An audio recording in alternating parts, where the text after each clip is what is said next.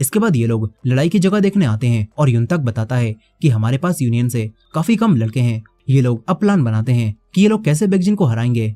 फिर सियुन सोंगजे से बाहर मिलता है और सियुन सोंगजे से उसके पैर पर चश्मा मारने के लिए माफी मांगता है। सोंगजे ने भी अब यूनियन छोड़ दिया था, इसीलिए वो लड़ाई में शामिल नहीं होने वाला था। और सियुन सोंगजे से कहता है कि मैं जानता हूँ यूनियन का एक बर्नर अकाउंट है जिसकी डिटेल्स तुम्हारे पास हैं।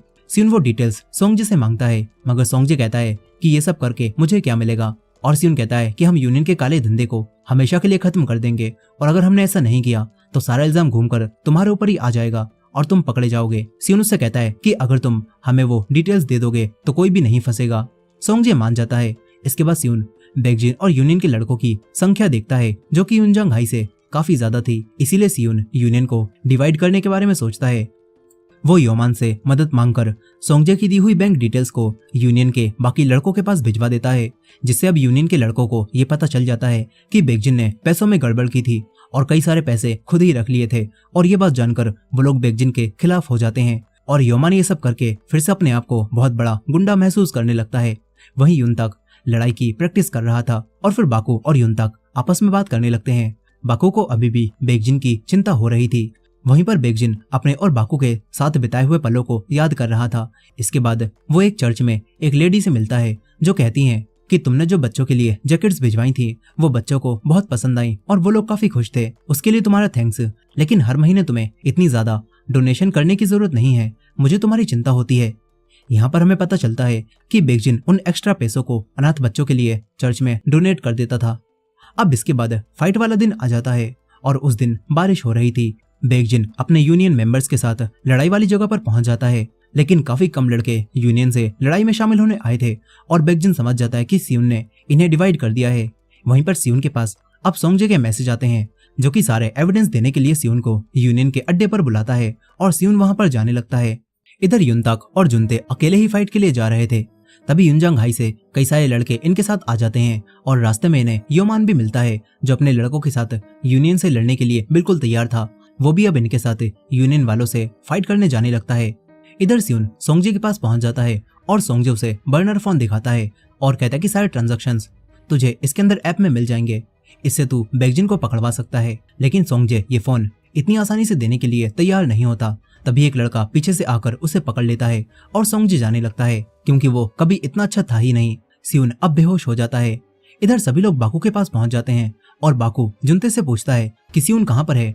इस पर जुनते सियुन के मैसेज को देखता है जिसमें उसने लिख रखा था कि वो बोलिंग एली में जा रहा है और सियुन का अब फोन भी नहीं लगता। ये देखकर जुनते सियुन के पास जाने लगता है और बाकी सभी लोग यूनियन वालों से फाइट करने जाने लगते हैं। ये सभी लोग अब आमने सामने आ जाते हैं और बाकू कहता है कि बेकजिन अगर तू हार गया तो यूनियन हमेशा के लिए खत्म हो जाएगा। जिसके बाद इनके बीच में फाइट शुरू हो जाती है। सारे उनजंग और यूनियन वाले एक दूसरे को मारने लगते हैं और बाकू और बेकजिन भी मैदान में आ जाते हैं। इधर वो लड़का सियुन को बांधने जा ही रहा था, लेकिन तभी सियुन तुरंत ही उठकर उसे मारने लगता है और तभी जुनते भी यहाँ पर पहुंच जाता है। जुनते उस लड़के से लड़ने में सियुन की मदद करता है और ये दोनों मिलकर उस मोटे लड़के को मार देते हैं। इसके बाद सियुन जुनते के साथ यहाँ से जाने लगता है, लेकिन जुनते को ज्यादा ही चोट लग गई थी। जुनते सियुन से कहता है कि तुम यहाँ से चले जाओ, मैं आ जाऊंगा, वहां पर बाकू को तुम्हारी जरूरत पड़ेगी। ये सुनकर सियुन यहाँ से चला जाता है। वहीं लड़ाई में युनताक के सामने अब यूनियन के 4 लीडर्स में से एक आता है और युनताक उसके एक किक मारता है और उसका काम तमाम कर देता है। यहीं पर योमान भी डोंगा से लड़ रहा था, लेकिन वो डोंगा के सामने काफी कमजोर था। यहीं पर हम बाकू और बेकजिन को भी देखते हैं जो कि अब एक दूसरे के सामने आ जाते हैं और इन दोनों के बीच में फाइट शुरू हो जाती है।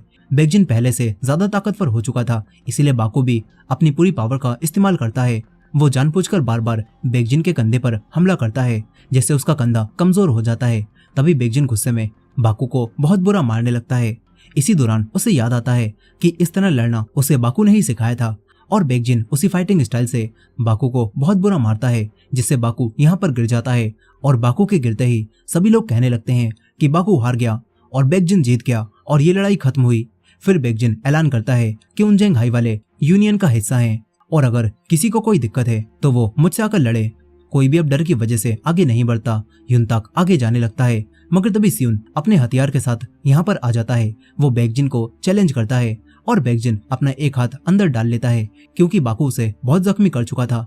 इसके बाद बेकजिन और सियुन के बीच में फाइट शुरू हो जाती है। इस वक्त ये दोनों बराबर के लेवल पर थे और सियोन भी बाकू की तरह ही जानबूझकर बेकजिन के पैर पर बार बार हमला करता है, जिससे अब बेकजिन ठीक से खड़ा भी नहीं हो पाता।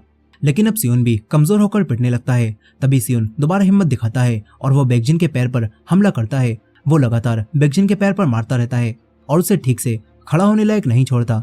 मगर फिर बेकजिन सियोन को दूसरी किक से मारकर खत्म कर देता है।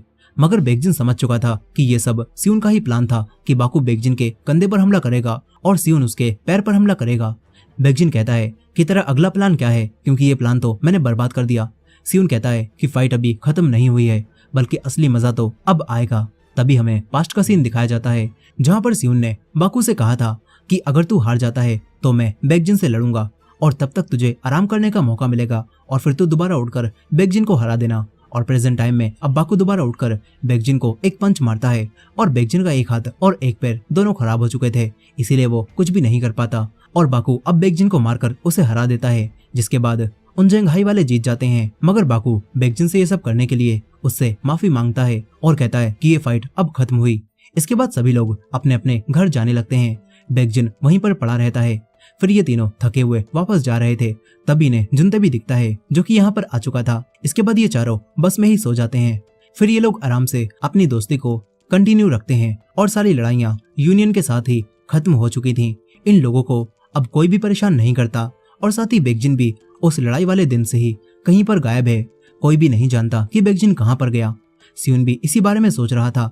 तभी बाकू उसके पास आकर उससे बातें करने लगता है और अचानक से सियोन के पास एक कॉल आती है और ये चारों भागते हुए हॉस्पिटल आ जाते हैं, जहाँ पर सियोन सुहो को देखता है जो कि अब कोमा से जाग चुका था। और सुहो सियोन को देखकर कहता है कि क्या हालचाल है, ये लोग कौन है तेरे पीछे। सियोन कहता है कि ये लोग मेरे नए दोस्त हैं। सुहो को वापस ठीक देखकर सियोन काफी खुश होता है। जिसके साथ ही वीक हीरो का सीजन 2 यहीं पर खत्म हो जाता है। इसके क्रेडिट सीन में हम चोई को भी देखते हैं जो कि सोंगजे से मिलता है और बेकजिन की जगह उसे काम करने का ऑफर देता है। और सोंगजे पूछता है कि क्या तुम्हें पता है बेकजिन कहाँ पर है, वो मुझे मिल ही नहीं रहा। चोई मना कर देता है। तभी हमें बेकजिन का फ्यूनरल दिखाया जाता है, जहाँ पर बाकू अपने दोस्त की मौत से काफी दुखी था और रो रहा था।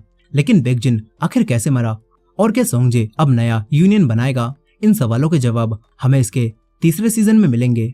खैर ये सीजन आपको कैसे लगा कमेंट करके जरूर बताइएगा और वीडियो को लाइक और हमारे चैनल को भी सब्सक्राइब करना मत भूलिएगा। मिलते हैं नेक्स्ट वीडियो में।